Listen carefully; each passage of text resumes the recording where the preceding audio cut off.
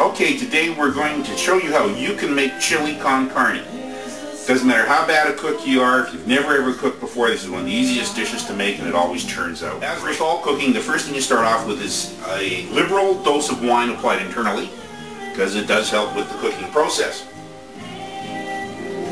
Now, to make chili, you need lots of onions. Onions are what give chili a certain aftertaste that comes out several hours later along with the beans. So you need lots of onions if you're going to make a good chili. And if you never cut onions before, all you want to do is cut that root end off, cut a little bit off the other end. And hopefully you're not cooking at your friends with a crappy cutting board. So you cut through the peel so that you take the peel off. And don't try and save that last green bit that's sitting on there, it's just not worth it. Onion's cheap. Get down to the white or yellow meat, depending which kind of onion you got, and you get that green stuff off of there. I find it just doesn't have as nice a flavor. So when you got your onion down sort of like that, just cut it in half widthwise. Now here's some matter of personal choice with chili. Also cut off that little root end. But with your chili, you got to decide whether you like your onions in big chunks, little chunks, slices, or whatever.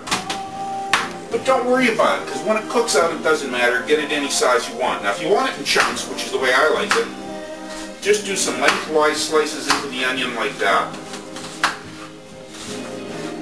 And then just cut it in chunks. It'll come out in nice chunk-sized pieces. You can't go too far wrong, unless you got a really dull knife like I do. And then when you get this last little piece, just cut it into some chunks too.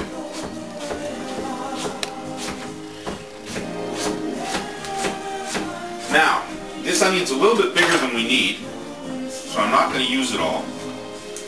But if you really love onions, use it all. Throw it all in, it doesn't matter. Now, let's say you don't like chunks in your onion, and you like long thin rings or slices, just take the half, and don't slice into it, and slice a few rings off of it. Those half rings here will turn into long thin pieces in your chili.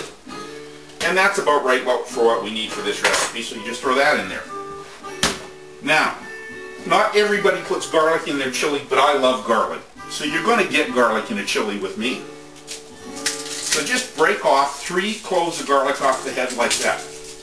If you really want to be lazy, you can buy a jar of pre-chopped up garlic.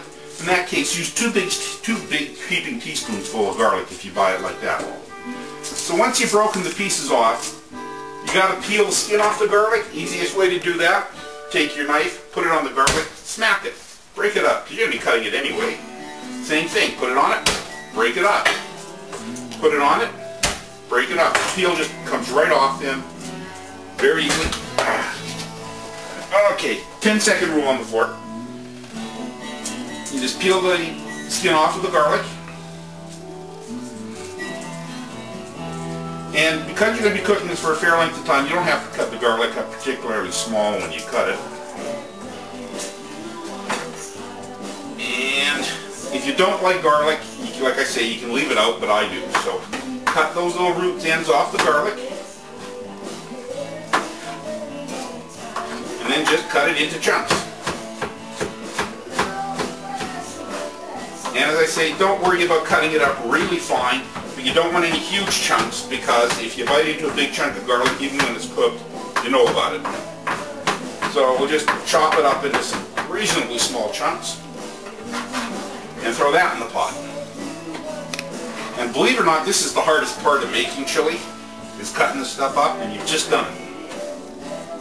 So once you got it in the chunks, put it on the stove, and you add about 2 tablespoons oil.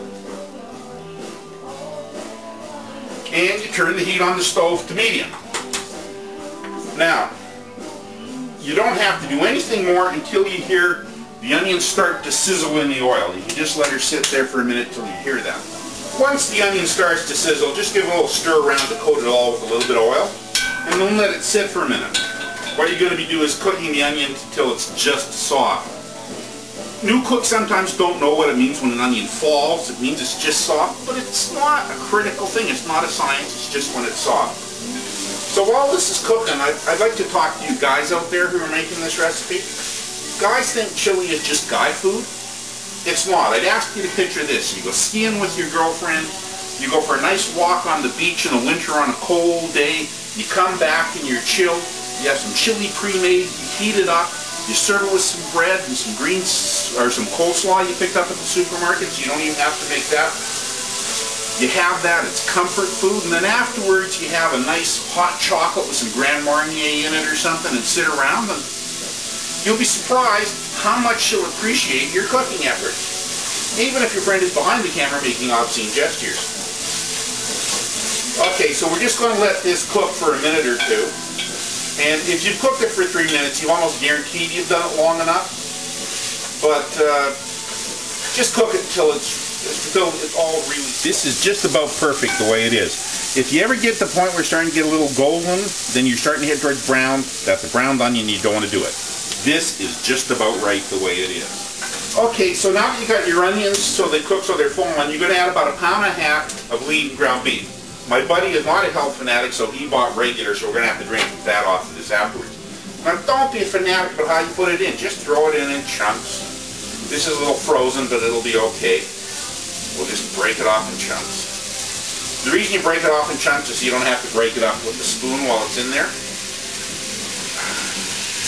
So just get it like that while it's in chunks and stir it.